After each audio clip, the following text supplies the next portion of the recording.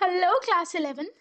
आज हम शुरू करने वाले हैं हमारी बुक की पहली पोएम, अ फोटोग्राफ। अब शुरू करने से पहले बता दूं, मैं वो यूजुअल पैटर्न नहीं फॉलो करने वाली कि आप यहाँ आओ, मैं लाइन बाय लाइन आपको पोएम समझाऊं और फिर आप चले जाओ। मैं शुरू करूंगी हर पोएम की सेंट्रल आइडिया के साथ। सेंट्रल आइडिया सिर्फ वो नहीं जो पोएट बताना चाहता है, सेंट्रल आइडिया जो आप इस पोएम से सीखते हो और अपनी लाइफ में भी इम्प्लीमेंट कर सकते हो। तो चलिए शुरू करते हैं फोटोग्राफ के सेंट्रल आइडिया के साथ।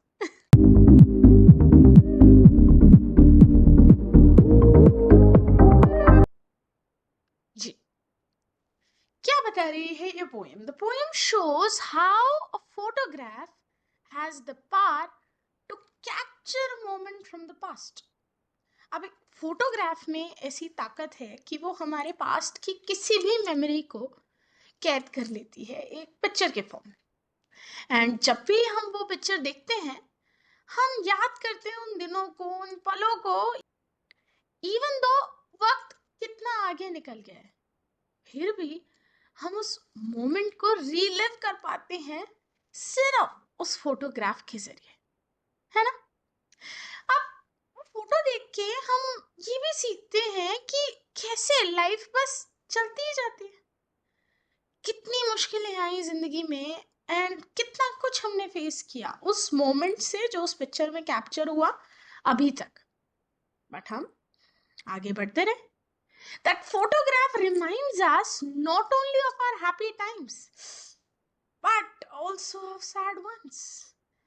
मे बी अगर आप थोड़े और बड़े हो जाएं एंड आपको मिले फोटोग्राफ जहां आपके बचपन के वो गली मोहल्ले वाले दोस्त सब एक साथ उस पिक्चर में हैं और आप उनमें से आधों को तो आप जानते ही नहीं कि वो कहाँ है, तो कई बार दुख भी होता है।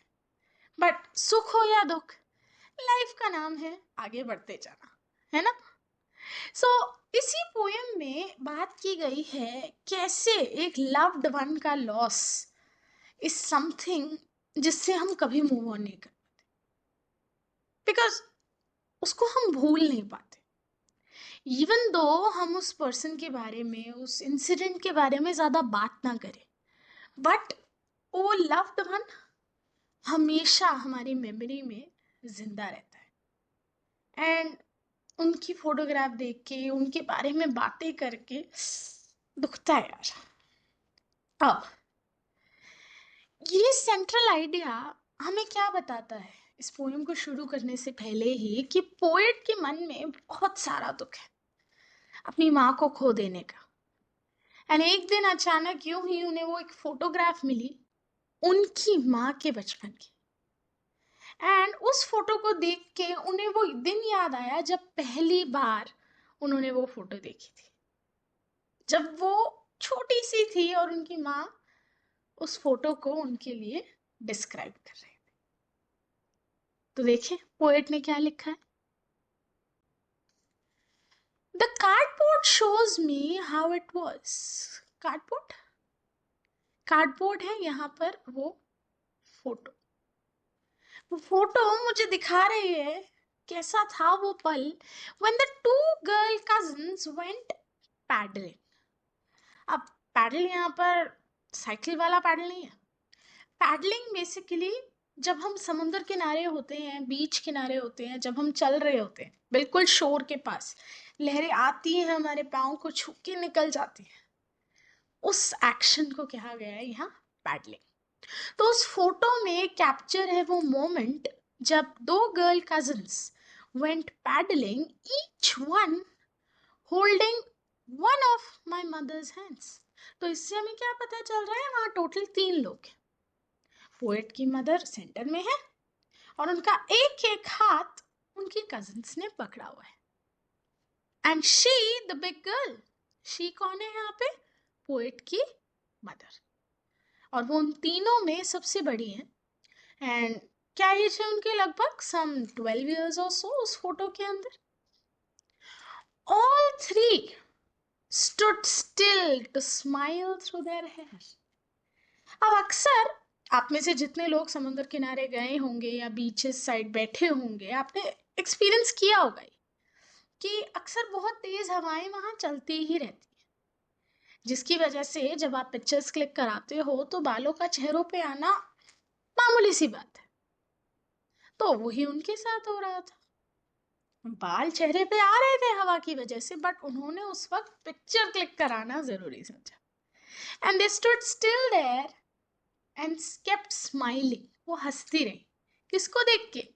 Eight the uncle with the camera. वहां एक अंकल थे जो उन तीनों की पिक्चर क्लिक कर रहे थे और वो उनको देख के हंसती रही। आह, a sweet face. My mother's, that was before I was born.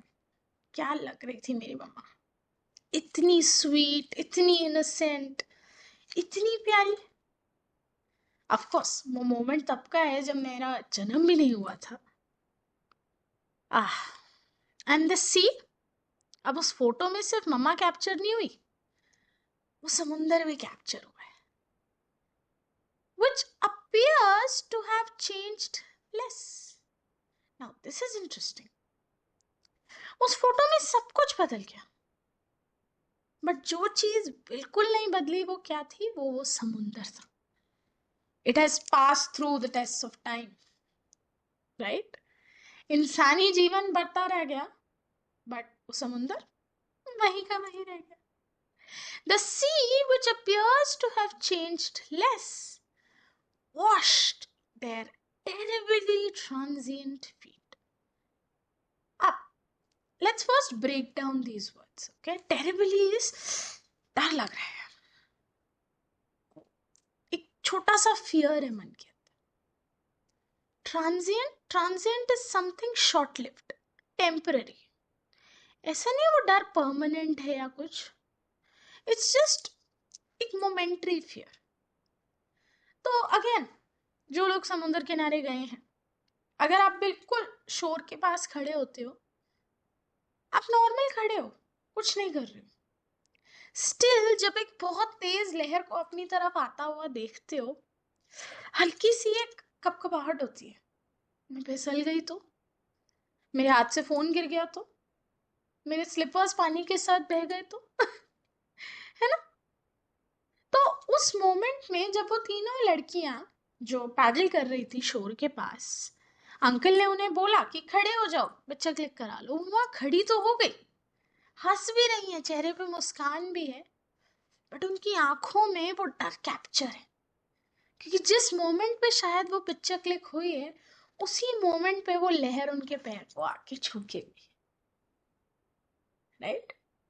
सो यहाँ पर ये terribly transient feet although describe उन तीनों लड़कियों को ही कर रहा है, बट हमारा फोकस उस मोमेंटरी फीलिंग पे जा रहा है जो वो उस वक्त उस पिक्चर में फील करती हुई हमें दिख रही है। तो बहुत ब्यूटिफुली डिस्क्राइब किया गया है इस पिक्चर को वर्ड्स द्वारा। अब इससे पहले मैं नेक्स्ट स्टैंजा की तरफ बढ़ूं, जरा देख लीजिए कार्डबोर्ड को यहाँ पे जो फोटो बोला गया है वो क्यों बोला गया है। बिकॉज अगर आपको याद हो या आपने अपनी दादी नानी के साथ कभी पुरानी फोटो एल्बम्स देखी हो, अक्सर जो फ्रेम होते थे वो कार्डबोर्ड के होते थे, और जिस मोमेंट की मैं बात कर रही हूँ जो पिक्चर में कैप्चर हुआ है, कुछ इस तरह का था। ज्ञान बांटते बांटते मैं भूल ही गई कि मैंने पिक्चर्स भी डाली, but anyway let's get going. अगले स्टैंजा की तरफ बढ़ते हैं। Some 20-30 years later, अब कुछ 20-30 साल बाद मम्मा के हाथ में फिर से वो पिक्चर है, और इस बार पोएट मम्मा अपनी मम्मा के साथ थी वहीं पे। उस पिक्चर को देख के इतने सालों बाद अचानक से उनके चेहरे पे एक मुस्कान सी आई, वो हंस दी। होता है ना, कई बार आप लोग भी अपने बचपन की फोटो देख के हंस देते हो, भाई क्या है ये, मम्मा क्या पहना रखा था मुझे, ओ गॉड याद है वो दिन तुम्हें? अक्सर यही मोमेंट्स डिस्कस किए जाते हैं पुरानी पिक्चर्स को देख के। तो इसी तरह पोएट की मदर ने जब वो पिक्चर देखी तो सबसे पहले उनके चेहरे पे एक मुस्कान सी आई, एक हंसी सी आई, और उन्होंने क्या बोला? See Betty and Dolly, she'd say, and look how they dressed us for the beach. तो देखा आपने, यहाँ पर भी पोएट की मदर ने फोटो देख के सबसे पहले यही क्वेश्चन किया कि यार क्या पहनाया था हमें उस बीच हॉलिडे पे. But you know what's interesting here? What's interesting is not what the poet's mother said. What's interesting is poet का ये हाईलाइट करना कि अगर आज भी वो ये पिक्चर को देखेंगी वो यही कहेंगी. She would say the same thing. Okay? So this shows कि how well poet remembers कि मेरी मम्मा ने पहली बार उस फोटो को देखकर क्या बताया था मुझे. एंड वो श्योर है कि अगर आज मम्मा होती वो ये फोटो देख के वो आज भी यही बोलती. So the sea holiday was her past. उस पिक्चर में कैद वो मोमेंट शायद पोएट की मदर का एक ब्यूटीफुल पास्ट था. And mine is her laughter. पर मेरे लिए वो मोमेंट जब पहली बार उन्होंने मेरे को वो पिक्चर डिस्क्राइब की थी और उनके चेहरे की मैंने वो हंसी देखी थी, मेरे लिए वो एक ब्यूटीफुल मोमेंट है जो इस फोटो के जरिए कैप्चर हो गया. And both wry with laboured ease of loss. अब ऑल दो इस पिक्चर के साथ हैप्पी मेमोरीज जुड़ी हैं, स्टिल दोनों के दोनों दुखी. राय here means being sad, feeling nostalgic, reliving those memories of the past. आज हम दोनों के दोनों दुखी हैं with the labored ease of loss. हम दोनों ने कुछ ना कुछ खोया. ममा ने उस फोटो को देख के रियलाइज करा कि उन्होंने अपनी वो चाइल्डिश इनोसेंस खो दी. इतनी बड़ी हो गई कि वो बचपन की इनोसेंस, बचपन का फन सब चला गया. और मैंने क्या रियलाइज करा, यानी पोएट ने क्या रियलाइज करा, कि मैंने तो यार अपनी मम्मा को ही खो दिया. अब ये दोनों ही लॉसेस टाइम बाउंड है, इन पे किसी का कंट्रोल नहीं है. ना कोई चाइल्डहुड का लॉस रोक सकता, ना किसी लव्ड वन का लॉस. तो ये लॉस झेलना तो पड़ेगा, चाहे कितना ही हैवी क्यों ना. तो यहाँ देख रहे हैं आप कितनी ब्यूटिफुली पोएट ने दो ऑपोजिट वर्ड्स को एक साथ रखा है. Laboured, laboured is something hard, very difficult, yet ease, with ease हमने उसे एक्सेप्ट कर लिया. सो ये दोनों लॉसेस जो वैसे तो बहुत मुश्किल है बेयर करना, द थॉट ऑफ इट कि मैं अपना बचपन खो दूंगी या मैं किसी लव्ड वन को खो दूंगी, बहुत हैवी थॉट्स. बट जब वो हो जाए, life is nothing but you keep moving, you have to keep, right. अब आखिरी स्टैंजा की तरफ पढ़ते हैं. Now she is been dead nearly as many years as that girl lived.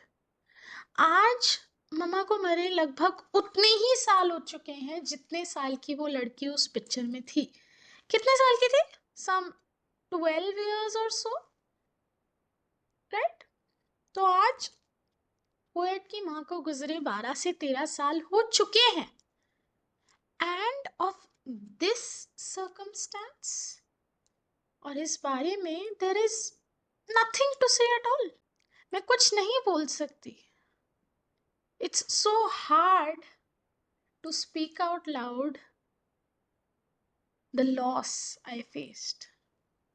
इतना मुश्किल है मेरे लिए उस लॉस को आज भी वर्ड्स में बयां करना कि how painful it was losing my mom. It's silence silences. तो loss of a loved one life में एक अजीब सा सन्नाटा ले आता है. एंड जब कभी उस मोमेंट को आप याद करो, वो कितना ही वक्त गुजर जाए वो आज भी आपको शांत कर देता है. तो देखा आपने कैसे एक फोटोग्राफ से कितनी सारी मेमोरीज जुड़ी हो सकती है, अच्छी और बुरी, पेनफुल एंड हैप्पी। तो इस पोएम के थ्रू पोएट बेसिकली हमें क्या मैसेज दे रही है? इस पोएम के थ्रू पोएट अपनी मदर को वो ट्रिब्यूट पे कर रही है एंड हम सबको इम्पोर्टेंस रियलाइज करा रही है to capture moments and to preserve them. Phone की गैलरी में नहीं बट वो फिजिकल फोटो का जो फील होता है ना, वो अलग ही होता है। एंड ये वो अच्छे से समझेंगे जिनके घरों में आज भी एल्बम्स के अंदर फोटो को रखा जाता है, ना कि सिर्फ फोन की गैलरी या लैपटॉप्स के अंदर। समझ रहे हैं ना? तो चलिए, बहुत ज्ञान दे दिया।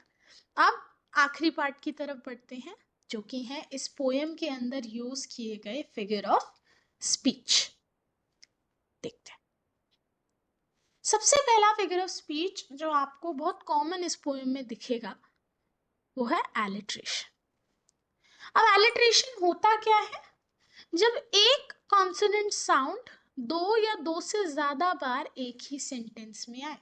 Stood still to smile, terribly transient, silence silences. So इन तीनों सेंटेंसेस में, इन तीनों फ्रेजेस में आपको क्या देखने को मिल रही है?